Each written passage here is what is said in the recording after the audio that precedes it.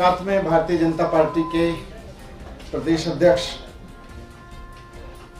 CR Patil ji ने आज एक बयान दिया है। आप सब जानते हैं गुजरात में चुनाव होने वाला है और वहाँ मुख्यमंत्री अरविंद केजरीवाल जी, हम सब जाते हैं तो गुजरात के लोग जगह जगह हमें स्कूल दिखाते हैं कि देखो कितने खराब स्कूल हैं और 27 साल में बीजेपी ने स्कूलों पे कोई काम नहीं किया। ये खुद गुजरात के लोग अब जगह जगह दिखा रहे हैं। तो जब हम बात करते हैं वहाँ गुजरात में स्कूल की और कहते हैं कि 5 साल में स्कूल बदल सकते हैं, इन्होंने 27 साल में कुछ नहीं किया, तो आज CR पाटिल साहब ने उसके जवाब में कहा है कि कुछ लोग बाहर से आके कह रहे हैं कि गुजरात में स्कूल नहीं बने। उन्होंने कहा है कि गुजरात की सरकार ने सूरत में 73 प्राइमरी स्कूलों को स्मार्ट बोर्ड लगवा के ठीक किया है। पहले तो ये अच्छा लगा कि अब गुजरात की जनता के डर से, क्योंकि गुजरात की जनता अब स्कूल मांग रही है, तो सरकार के 27 साल खत्म होने के मौके पर अब 73 स्कूल तो आपने ठीक कराए, तो ये अच्छी बात है। लेकिन ये दुख भी हुआ कि 27 साल में भारतीय जनता पार्टी ने केवल 73 सरकारी स्कूल ठीक कराए। मैं डेटा देख रहा था क्योंकि हमने हिसाब लगाया कि गुजरात में कितने दिन में स्कूल ठीक हो सकते हैं। तो मैंने तो गुजरात के कोने कोने में स्कूल देखे हैं, खराब पड़े हैं, सारे सड़े पड़े हैं स्कूल, पढ़ने के लिए फैसिलिटीज़ नहीं है, टीचर्स दुखी हैं कि कोई फैसिलिटी नहीं दे रही सरकार। लेकिन अगर आप 27 साल में 73 सरकारी स्कूल ठीक करते हैं तो गुजरात में 40,800 सरकारी स्कूल हैं। इस रेट पे तो आपको 15,000 साल लगेंगे सारे सरकारी स्कूलों को शानदार बनाने में, तो आप 15,000 साल की बात कर रहे हैं। मैं कहना चाहता हूं कि भारतीय जनता पार्टी का ये फार्मूला बहुत घटिया है कि 27 साल में हम 73 सरकारी स्कूल ठीक करेंगे। आपका फार्मूला गुजरात के किसी काम का नहीं है। गुजरात की जनता चाहती है कि 5 साल में स्कूल ठीक हों। ये हज़ारों साल इंतजार नहीं करना चाहती है गुजरात की जनता। इसलिए आज वो केजरीवाल जी के काम पे यकीन कर रही है, इस बात पे यकीन कर रही है कि अगर केजरीवाल जी दिल्ली के स्कूल ठीक करके दिखा सकते हैं 5 साल में, तो गुजरात के भी स्कूल आम आदमी पार्टी की सरकार 5 साल में ठीक कर सकती है और हो सकते हैं, 5 साल में ठीक हो सकते हैं। मैं बहुत जगह स्कूल देखने गया था, मैं चाह रहा था आपको भी कुछ स्कूल में दिखा दूं गुजरात के स्कूलों की हालत क्या है। हालांकि जगह जगह मीडिया ने भी बहुत दिखाए हैं या कि भाई 27 साल में हमने 73 स्कूल ठीक करके दिखाएं, वो भी प्राइमरी स्कूल। तो ये तो अब गुजरात को स्वीकार नहीं है। गुजरात की जनता 5 साल में अपने स्कूल ठीक कराना चाहती है और हो सकते हैं ये केजरीवाल जी ने करके दिखाया, गुजरात में भी करके दिखाएंगे। पाटिल साहब ने ये भी कहा है कि आप आइए, मैं आमंत्रण देता हूँ स्कूल देखने के लिए। तो मैं पाटिल साहब का आमंत्रण स्वीकार भी करता हूँ, ये अच्छी बात है। मैं पहले भी गया था देखने, आपने खुद भी देखा कि किस तरह के स्कूल वहाँ पे हैं। तो मैं उनके आमंत्रण को स्वीकार करता हूँ। मैं पाटिल साहब से कहना चाहता हूँ कि आप बताएं कब आना है, और शिक्षा मंत्री जी के इलाके से शुरू करेंगे।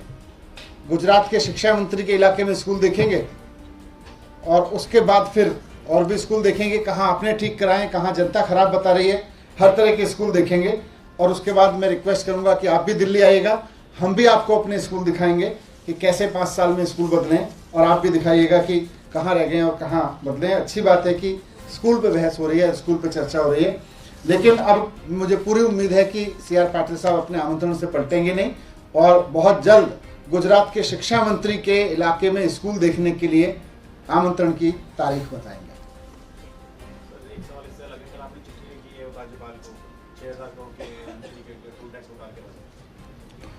ये LG साहब रोज किसी न किसी पे अफसर पे जांच बिठा देते हैं, किसी न किसी डिपार्टमेंट पे जांच बिठा रहे हैं और उसमें कुछ नहीं निकल रहा। हर जगह से निकल आ रहा है कि ये तो बेकार की बात है, ये तो बेकार की बात है। मैंने उनको असली घोटाले के बारे में फैक्ट्स दिए थे कि किस तरह से बीजेपी ने नगर निगम में 6,000 करोड़ का घोटाला किया है और दिल्ली की जनता से ही वसूला, और देश की और जनता जो दिल्ली में आती है, कमर्शियल टैक्स जो दिल्ली में कमर्शियल वाहनों के प्रवेश पे वसूला जाता है, उसमें बहुत बड़ी धांधली हुई है। लोगों से लिया गया लेकिन टैक्स में नहीं दिया गया। और बीजेपी जानबूझ के उसको छूट देती रही और अगला जब ठेका दिया तो और कम पैसे में दे दिया। तो ये पूरे फैक्ट्स मैंने एलजी साहब को दिए हैं, 2 महीने पहले भी दिए थे, लेकिन एलजी साहब का उधर ध्यान नहीं गया कि ये भ्रष्टाचार है, या हो सकता है उनकी कुछ मजबूरियां हों, क्योंकि ये भारतीय जनता पार्टी ने किया हुआ है और यहाँ असली घोटाला हुआ है। तो मैंने उनसे फिर रिक्वेस्ट की है कि आप इसकी सीबीआई जांच कराएं, यहाँ आपको मिलेगा घोटाला।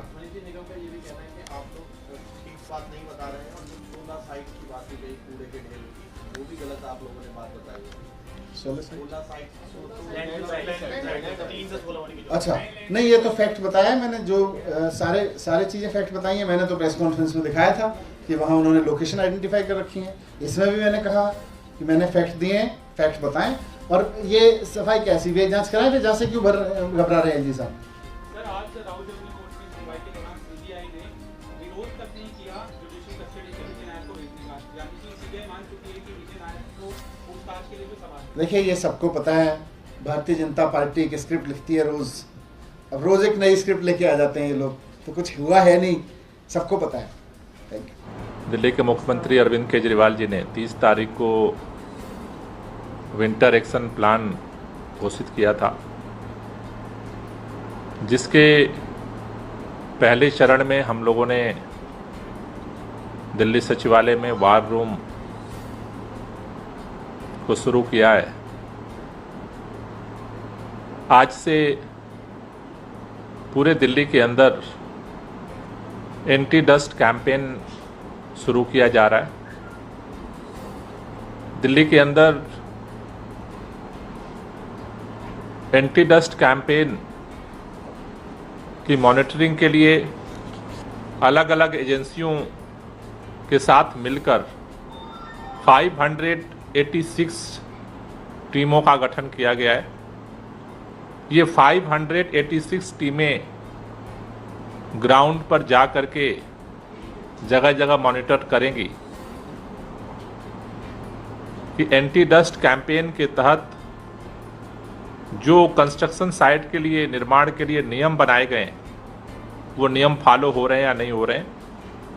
ये जो 586 टीमें बनी हैं, उनमें डीपीसीसी से 33 टीम है, राजस्व विभाग से 165 टीम है, एमसीडी की 300 टीम है, डीएसआईडीसी की 20 टीम है, दिल्ली जल बोर्ड की 14 टीम है, डीडीए के 33 टीम है, दिल्ली मेट्रो की 3 टीमें, सीपीडब्ल्यूडी की 6 टीमें, पीडब्ल्यूडी की 6 टीमें, एनडीएमसी की 1 टीम है, दिल्ली कंटोनमेंट बोर्ड की 4 टीमें और एनएचएआई की 1 टीमें हैं। ये टोटल 586 टीमें आज से एंटी डस्ट कैंपेन के तहत अपना अभियान शुरू करेंगी। ये जो अभियान है, इस अभियान में अलग अलग जगहों पर जो कंस्ट्रक्शन साइटों पर निर्माण संबंधी 14 नियम बनाए गए हैं, इन 14 नियमों का वो मॉनिटरिंग करेंगी कि क्या इन 14 नियमों का वो कंस्ट्रक्शन साइट फॉलो कर रही है या नहीं कर रही है। ये जो 14 नियम है, उसमें से पहला है कि सभी निर्माण साइट्स पर निर्माण स्थल के चारों तरफ धूल रोकने के लिए ऊंची टीन की दीवार खड़ा करना जरूरी है। दूसरा, धूल प्रदूषण को लेकर पहले केवल 20,000 वर्ग मीटर के ऊपर के जो निर्माण साइट थे, वहां पर एक एंटी स्मॉग गन लगाने का नियम था, लेकिन अब इस बार से इसे बदल दिया गया है। अब दिल्ली के अंदर 5,000 वर्ग मीटर से लेकर उसके ऊपर तक के एरिया में जहां जहां निर्माण कार्य हो रहा है, वहां पर एंटी स्मॉग गन इस तरह से लगाना होगा। अगर 5,000 से 10,000 वर्ग मीटर में निर्माण साइट है तो एक एंटी स्मॉग गन, 10,000 से 15,000 वर्ग मीटर में है तो 2 anti smog gun,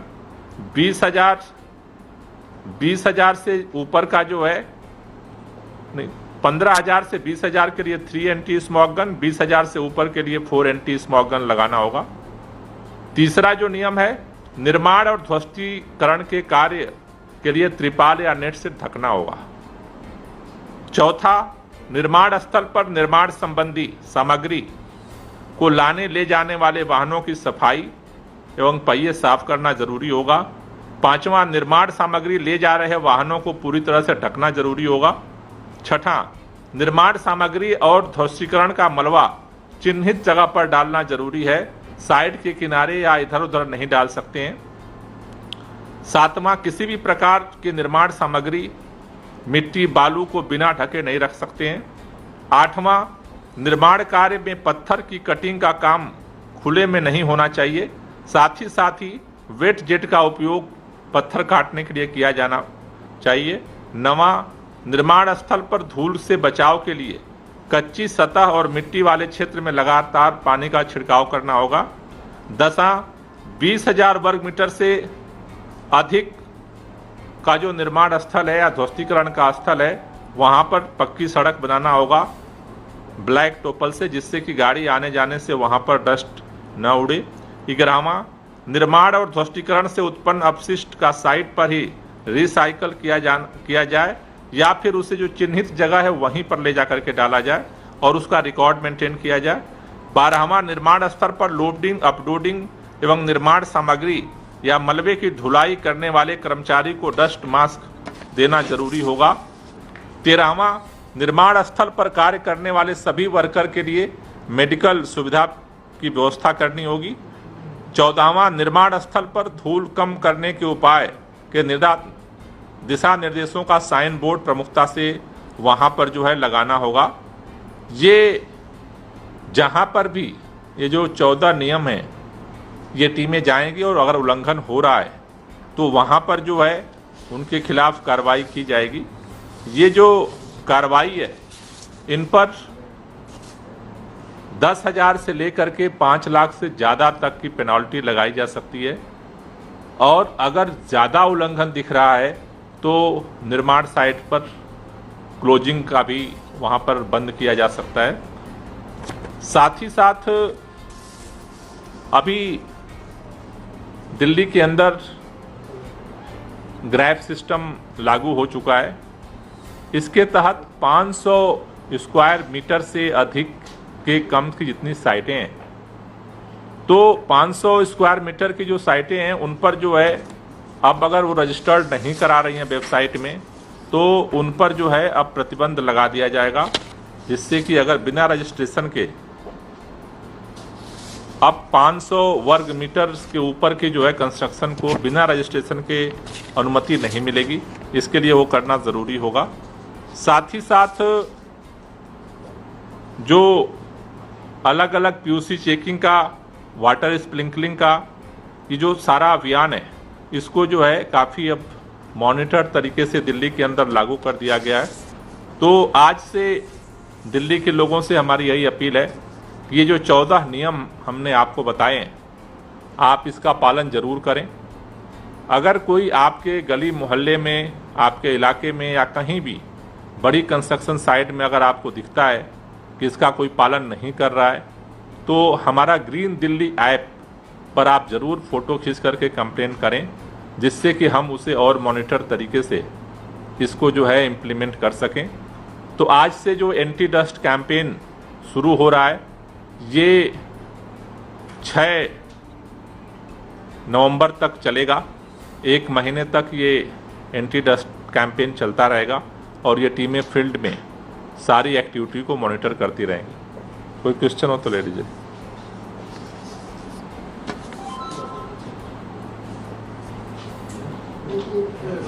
thank you.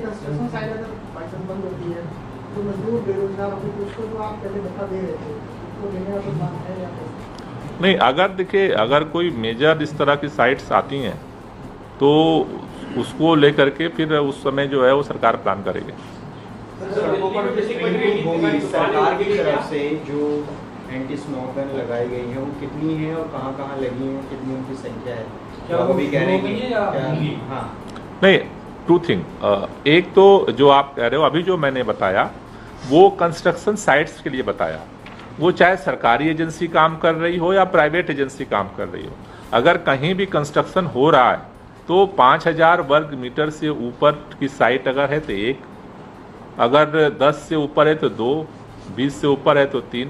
तो इस तरह का जो मैंने अभी आपको बताया, तो इस तरह से जो है 1, 2, 3, 4 करके होगा। जो एक्स्ट्रा जो लगाने की जो आपने बात कर रही है, वो उसके लिए हम लोग तैयारी कर रहे हैं और वो अलग अलग जगहों पर तैयारी हो रही है और जितनी साइटों पे लगता जाएगा आपको बताते जाएंगे। सर कि AQI के हिसाब से कब क्या शिफ्ट होगा नियम कानूनों में, उसका थोड़ा खाका आप समझा देंगे कि 200 से 300 के ऊपर हम लोग ये बंद करेंगे, 300 से अगर ऊपर AQI आई गया तो ये चीज़ें प्रभावित होंगी?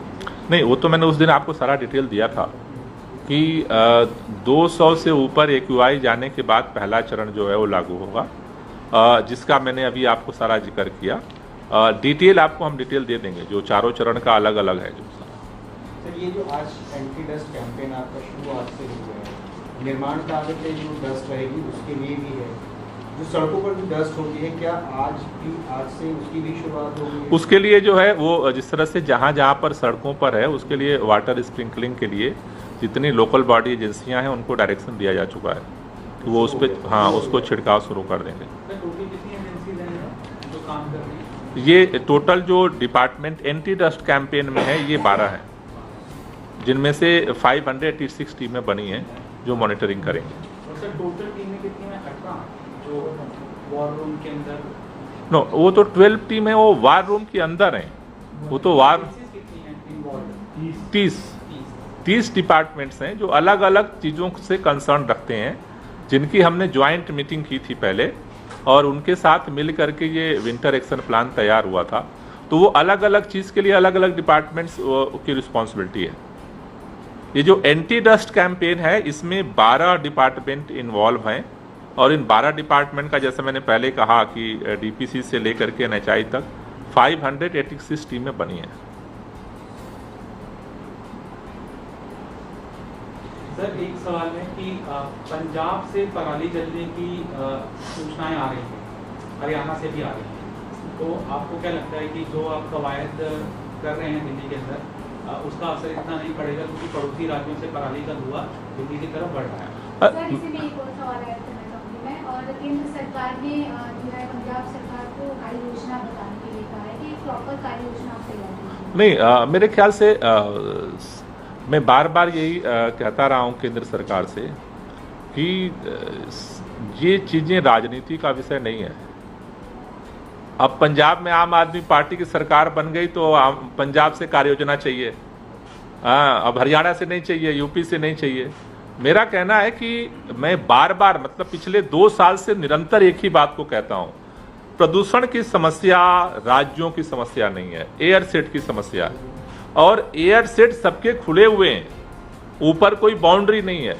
इसलिए पंजाब हो, हरियाणा हो, उत्तर प्रदेश हो, दिल्ली हो, राजस्थान हो, किस राज्य में किसकी सरकार है ये मायने नहीं रखती। इसका एक ज्वाइंट एक्शन प्लान बनना चाहिए, न सिर्फ पराली के लिए भी बल्कि सभी चीज़ों पे एक्शन प्लान बनना चाहिए। सभी लोगों का विंटर एक्शन प्लान बनाना चाहिए। और जैसे क्वालिटी फॉर एयर कमीशन ने गाइडलाइन जारी की ग्रैब की, अब ग्रैब की गाइडलाइन क्या कह रही है कि अब आज से NCR के अंदर पोल्यूटेड फ्यूल पर फैक्ट्री चलना बंद हो जाना चाहिए। दिल्ली में हमने 100% कन्वर्ट कर दिया। अब गाजियाबाद में इसको कौन लागू कराएगा? ऑर्डर तो दे दिया COQ हमने, इंप्लीमेंट कौन करेगा? इंप्लीमेंट करने के लिए सरकार को आगे आना पड़ेगा।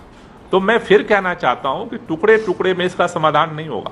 रही बात जहां तक पंजाब की, तो पंजाब ने अपना पूरा एक्शन प्लान बना करके केंद्र सरकार को भेजा था, जिससे केंद्र सरकार पीछे हट गया। आज कह रहा है प्लान बना के दो, प्लान तो दिया था, भाग तो केंद्र सरकार गई कि नहीं जी हम कुछ नहीं करेंगे। क्यों नहीं करेंगे भाई? जब पोल्यूशन की समस्या सबकी है तो आप क्यों नहीं सहयोग करेंगे? भाई पंजाब सरकार तैयार थी, दिल्ली सरकार तैयार थी, यह था कि भाई किसानों को जो है डायरेक्ट जो है उसके बेनिफिट दिया जाए, तो भाग तो केंद्र सरकार गई। पंजाब सरकार अपना अल्टरनेट प्लान बना रही है, उसको लेकर के कैसे उसको किया जाए। मेरा अभी भी मानना है कि ज्वाइंट मीटिंग और ज्वाइंट मॉनिटरिंग सिस्टम को स्ट्रांग COQM नहीं कर सकता है, COQM डायरेक्शन दे सकता है, इंप्लीमेंट तो सरकारों को करना होगा। नेक्स्ट, आज के लगभग 2 महीने पहले बहुत सारे डॉक्यूमेंट्स आम आदमी पार्टी ने दिल्ली की जनता के सामने रखा था, और जिससे ये प्रूव होता है कि भारतीय जनता पार्टी ने एमसीडी के अंदर लगभग 6,000 करोड़ रुपए का टोल घोटाला किया। किस तरह से एक कंपनी को इन्होंने 1200 करोड़ रुपए से ज़्यादा का टेंडर दिया। उस कंपनी ने पहले साल तो पैसा दिया, उसके बाद उस कंपनी ने पैसे ही नहीं दिए। पैसे ना देने के बावजूद भी उस कंपनी से ही ये टोल का काम कराते रहे। बाद में 2021-2022 में उन्होंने जाके उस कंपनी को बदला, फिर से टेंडर हुआ।